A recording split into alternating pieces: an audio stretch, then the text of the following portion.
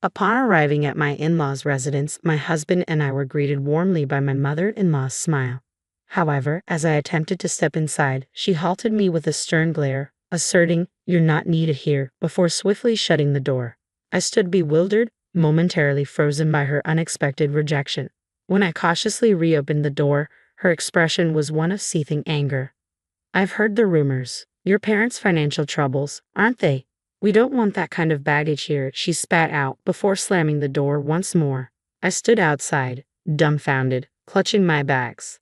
Through the closed door, the sounds of laughter between my husband and his mother echoed, leaving me feeling utterly abandoned. Realizing I deserved better treatment, I made the swift decision to depart, leaving behind the toxic atmosphere of my in-laws' home. I'm Nancy, a 32-year-old physician at the hospital established by my parents. It was there that I first encountered John, my now husband, when he was admitted following an injury.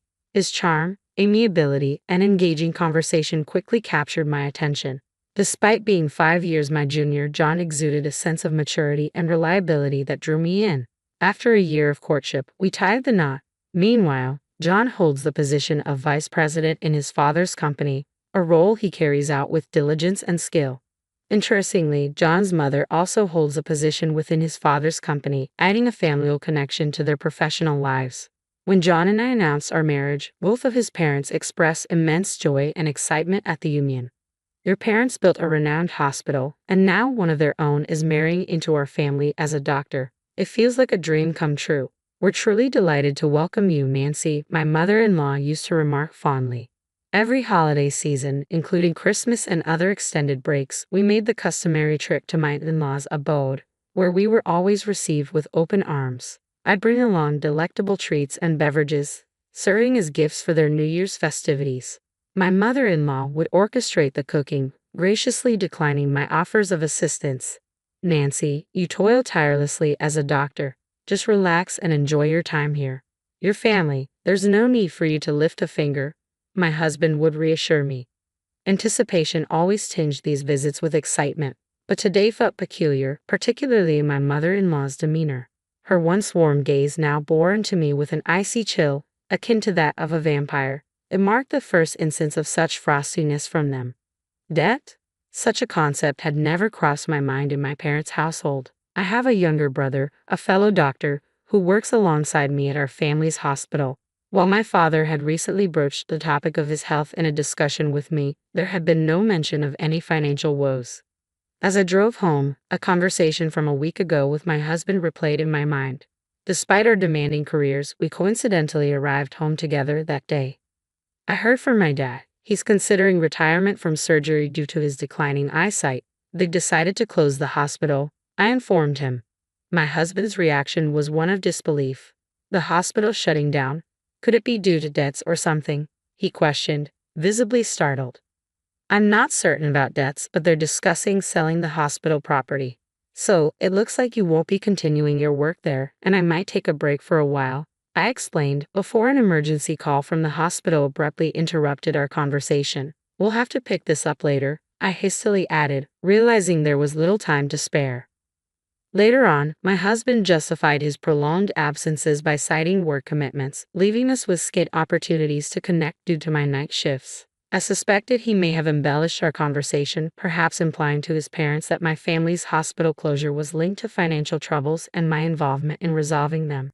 However, the frigid reception from my mother-in-law remained unfathomable. Lost in contemplation, I was en route home when a ringing phone from my bag jolted me from my reverie. Locked out by my mother-in-law, I had inadvertently driven off with my husband's belongings still in the car. His incessantly ringing phone piqued my concern. Though I had never entertained the idea of snooping before, the urgency of the situation nudged me to glance at the screen. Stopping the car, I retrieved his phone and attempted to unlock it, speculating that my husband's aversion to complexity would render the password simple. As anticipated, it yielded to his birth date. The caller, identified as Susan, was unfamiliar to me. Curiosity getting the better of me, I sifted through the message history, and what I discovered was nothing short of startling. "I want to see you soon. I wish I could be with Susan forever. I'll be with my wife during the New Year holidays. I'll miss you. Once I get the money, I plan to leave her. Really? That makes me happy. I love Susan the most." These were the damning messages I found on my husband's phone, betraying his infidelity. My perception of him, along with my in-laws, crumbled in an instant. With no one else to confide in, I couldn't shake off the weight of the evidence I had discovered. Driven by a need for further confirmation, I ventured into my husband's study in search of more incriminating evidence. Rifling through his belongings, I stumbled upon a drawer containing photographs of him with an unfamiliar woman, presumably taken during a trip, alongside hotel receipts and other damning documents. Each revelation struck like a blow to my already shattered trust. Unable to bear the weight of this betrayal alone, I made the decision to seek solace at my parents' home. As I pressed the doorbell, it was my mother who greeted me, her surprise evident as she swung the door open. "Why are you here so late? You look pale. Are you okay?" My mother's concerned voice greeted me as tears welled in my eyes. Her caring presence was a balm to my distraught soul as she swiftly enveloped me in a warm blanket. Sensing my distress, my father's concern was palpable as he inquired about what had transpired. With trembling lips, I recounted the unsettling behavior of my in-laws. My mother's shock mirrored my own, while my father's anger simmered beneath the surface. "Such despicable, ungrateful behavior," he seethed. In a twist of fate, it emerged that my husband's family business was floundering, and they had frequently turned to my father for financial assistance, a fact previously unbeknownst to me. "Perhaps, for the sake of clarity, you should continue to observe their actions and discern their true intentions," my father suggested, his proposal laden with intrigue. At that moment, the idea held a peculiar allure. The following day, I mustered the courage to return to my in-laws' residence.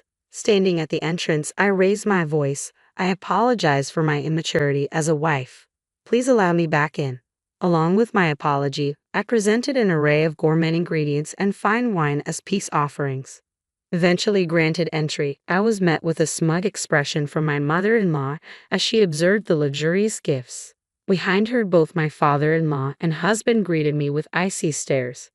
"We extended kindness to you under the assumption of your prestigious familial background. However, now that we're aware of your family's financial struggles, you'll need to exert yourself as a diligent wife," my mother-in-law declared, her words laced with disdain. Acknowledging the situation, I braced myself for the relentless mistreatment that followed. "Come on, get moving. Start cooking," she commanded, pushing me towards the kitchen. With the ingredients I had brought, I diligently prepared dishes and served them to my father-in-law, mother-in-law, and husband, who eagerly dug in. "Hey, we need more wine. Hurry up and fetch another bottle. You're so careless. Is this all you've prepared? You might be a skilled doctor, but you're utterly incompetent as a homemaker." They grumbled yet devoured every last bite. As I attempted to join them for a meal, my mother-in-law abruptly slapped my hand, causing my fork to clatter to the floor. "What do you think you're doing, sitting here? Do you expect to dine with us? Housemaids eat in the kitchen. So now I'm just a housekeeper," I retorted incredulously, my voice trembling with disbelief. "How dare you speak to me like this, John? Especially when your family's fortunes have dwindled. Is that how you truly feel? And you, Nancy, with your arrogant demeanor. I've always despised it, but I tolerated it under the illusion of your family's wealth. Listen to your mother. I'll keep you around as nothing more than a housekeeper." John's words cut through me like a knife, shattering any lingering hope that his behavior was merely a facade. Realization dawned upon me. My husband's callous behavior was his true nature all along. Left alone in the cold kitchen, I resigned myself to eating the leftover scraps and facing a mountain of dirty dishes. "Save water and wash in cold," they instructed, a cruel directive that felt particularly harsh in the biting winter cold, causing my entire body to tremble uncontrollably. When night fell, my mother-in-law pointed towards a frigid shed devoid of any warmth or comfort. "Where's the bed?" I questioned, hoping for at least a semblance of decency. "What? You expect a bed?" she scoffed. "There are some old towels and cardboard in the shed. Make do," she replied callously, leaving me to confront the harsh reality of my situation. Recognizing their true colors, I discreetly recorded their abusive tirade. With nothing left to bind me to that toxic environment, I resolved to leave that house for good. That night, as I shivered in the freezing shed, my anger towards my father-in-law, mother-in-law, and husband served as my only source of warmth. "I'll never forgive them," I vowed, my determination burning brighter than the biting cold. In the dead of night, after they had succumbed to drunken stupor, I silently slipped away and drove back to the sanctuary of my parents' home. As I awoke to a new day and began packing my belongings, the door burst open, and my mother-in-law and husband barged in. Do you think you can simply abandon your duties without even preparing breakfast? How dare you leave your husband behind? Their accusatory glare sent a chill down my spine. It seemed my father-in-law was absent, but my husband and mother-in-law had no qualms about continuing their onslaught of disdain. I am finished with both of you, I declared, my voice trembling with resolve. How dare you speak back to your mother-in-law and husband? You were even more insufferable than I had imagined. If you wish for a divorce, so be it. But remember, if you initiate it, you will be the one paying compensation. Perhaps you can consider selling off the hospital's land. It should fetch a handsome sum. We'll take that, my father-in-law retorted coldly, his words dripping with malice. Though I had intended my words to be sarcastic, my husband merely smirked, believing he held the upper hand. To my dismay, he flung a paper in my direction. It was a pre-filled divorce application. If you refuse to comply with my demands, I will not hesitate to use this, he threatened, brandishing the document. Very well, this clarifies things for me, I replied calmly, though my heart was heavy with disappointment. What? Did you expect me to plead with you to stay, burdened with a hospital on the brink of bankruptcy and drowning in debt? I have no choice but to hold on to you, isn't that right? My husband's misconception of my intentions left me speechless. While it's true that my father retired and closed down the current hospital, we have plans to relocate to a new facility near the train station. Both my brother and I will continue our work there, with me serving as the director. Contrary to what you may have heard, we are far from being in debt. In fact, we possess more than enough assets to sustain us comfortably, I explained calmly, watching as my husband and mother-in-law's faces drained of color. This cannot be true. You deceived me, my husband stammered, his voice tinged with disbelief. I attempted to clarify, but you refused to listen and instead jumped to conclusions. So your family is still affluent, is it? Then what? My mother-in-law interjected anxiously, her panic evident. Can we just forget everything that transpired yesterday and today? After all, we've always been on good terms, haven't we? She pleaded, attempting to brush aside the events of the past few days. Her sudden change of heart struck me as laughable after enduring such insults. I'm astounded that you would spew such vile abuse at me and then have the audacity to ask me to forget it all. Remember, according to you, I'm just the housekeeper, right? I retorted, my tone laced with bitterness. No, it was all a misunderstanding. Please, let's just move past this, my husband pleaded, his voice tinged with desperation. It's too late for apologies. I see through your facade now. By the way, my father will be reclaiming the $100,000 he loaned to your company, I retorted, my tone resolute. What? How did you find out about that? We don't have that kind of money, my husband exclaimed, panic creeping into his voice as he realized the magnitude of his error. Nancy, I apologize. I should have stood up for you against Mom. I promise to support you from now on, he implored, his words dripping with regret. You mean support Susan, right? I countered sharply, my patience wearing thin. How did you know about Susan? You were seeing her behind my back while pretending to work late. But I have all the evidence, I declared, displaying the incriminating photos and email exchanges on my phone. My husband's face paled as he stared at the damning evidence, beads of sweat forming on his forehead. You will be the one compensating me. Susan was just a meaningless fling I met at a bar. I'll end things with her. Please find it in your heart to forgive me, my husband pleaded, his apology accompanied by a pitiful demeanor. Tears and drool mingled on the floor, lending him an air of wretchedness. But that wasn't the end of it. I presented him with a photo of a life insurance policy taken out in my name and a detailed pamphlet on car maintenance, conspicuously highlighting a section regarding brake tampering. Not only did you covet my family's wealth, but you also plotted against my life. I've already informed the authorities, so your threats hold no sway over me anymore, I stated firmly, my resolve unwavering. My company is in dire straits. I need the money. Please, I beg you to help me, he pleaded desperately. Don't be absurd.